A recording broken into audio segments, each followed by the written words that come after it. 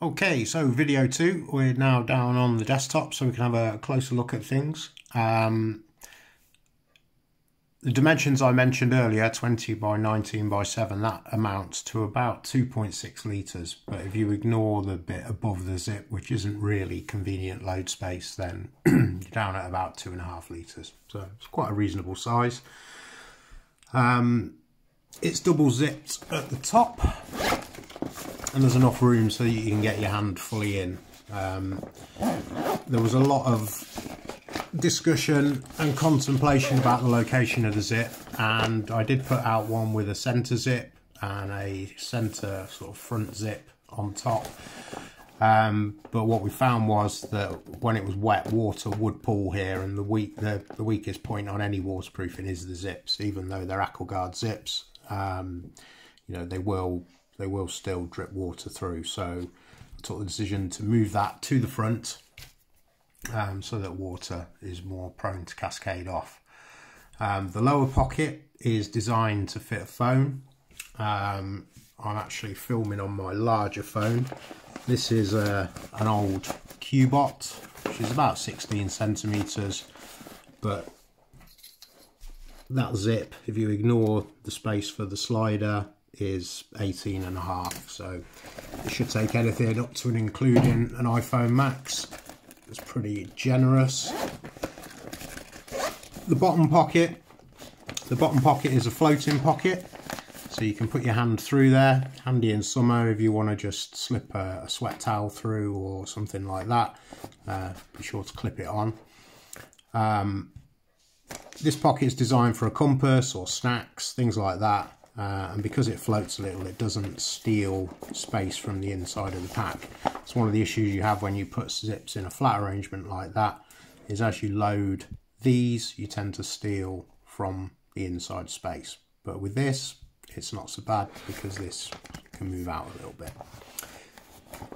Here you've got a couple of D-rings.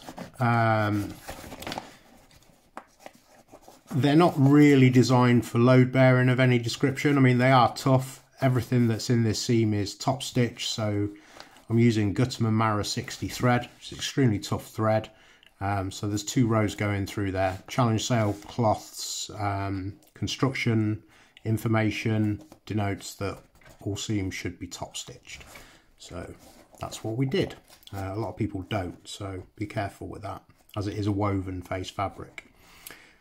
On the rear, we'll come to the main straps in a moment, you've got further 2 D-rings, so if you wanted to put a mat pocket on, you can find some sort of arrangement where you might be able to roll it up under, secure it on here with some small crabs around the front or whatever, just to give you a bit of flexibility, because people do like to find their own ways to use gear, so the more the better. So the main attachment points, these are the Duraflex Gatekeeper SL tension locks. These are extremely high quality and extremely expensive clips. Took a long time to track down and then to save up for the minimum order quantity. But they're easy to use. You just push down on the center bar and that gate releases.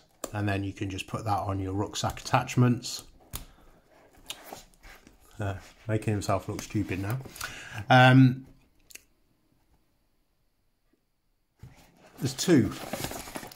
So there's one on the main pack as well, attaching down here. And then you've got your adjustability, and they really are superbly tough. And the thing I've noticed is they don't seem to move if they bounce either, which is a big bonus.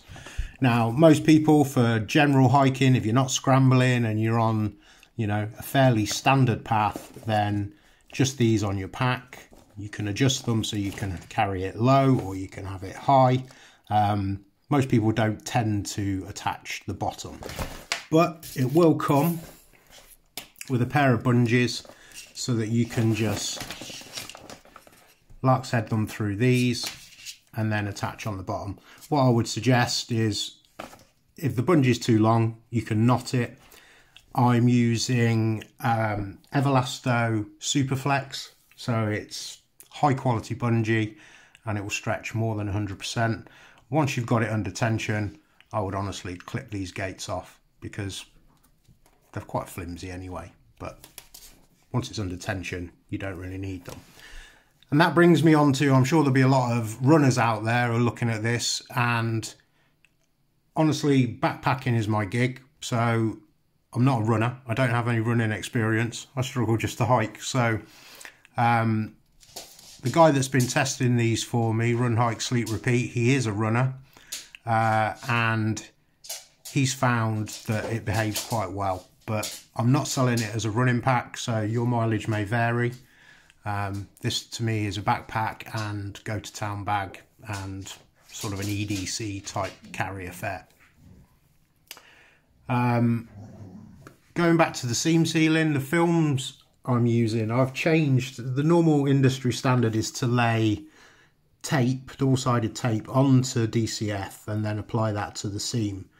But DCF has a very fine texture to it, and that can lead to water ingress. So I've now changed. I've sourced a low micron film from Japan that's polyester based, similar to Mylar, and I'm laying that up with 9485 PC tape. So that's a carrierless tape, so that gives a very flexible and low profile bond. So it's about as good as you're going to get in this environment, in a workshop environment. I can't guarantee that this pack is fully waterproof, so bear that in mind. If you've got something that's particularly sensitive, I would always say bag it. It's the way of the world. Anyone that tells you their gear is fully waterproof and they've made it as a cottage is lying. Plain and simple. But that said, you know, I've had no problems in testing with water ingress. You know, I'm sure if you filled it up with water, you would see some weeping from the seams. It's impossible to catch all the little bits that water might steal out of. But actually in use, it's been used in harsh weather and it's come through with flying colours. I don't think there's much more to say on the actual pack itself. So then, if you wanted to go to town, I'm selling an add-on strap, so you can remove your gatekeepers. So you take these off, and then I've got a Dyneema strap that's bar tacked through with gaps, and you can just clip the gatekeeper in to adjust it into whichever area you want, and that'll allow you to use it crossbody. You can also use it so you attach it on one side here, and then you can come round your torso and attach it on the side attachment points, and that will give you like a front carry, as similar to how you wore it on your backpack. But because these attachment points are center seam, it's not really designed to be a bum bag stroke fanny pack. So, you know, you might get away with it end to end, cross body like that over your back or over your front. But the reality is you're going to get a lot of barreling, because that's why fanny packs and bum bags have the wings to stabilize the load.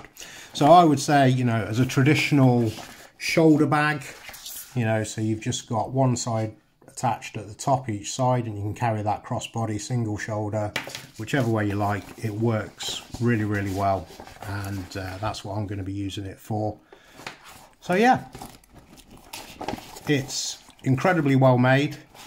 It's the most complex and time-consuming product I've ever put out. These take about 1 hour and 3/4 from cutting, assembly, sealing, and then all the add-on bits and bobs. I actually make the bungee hooks up myself, so I have to cut the bungee, thread, knot, trim, seam, seal, everything.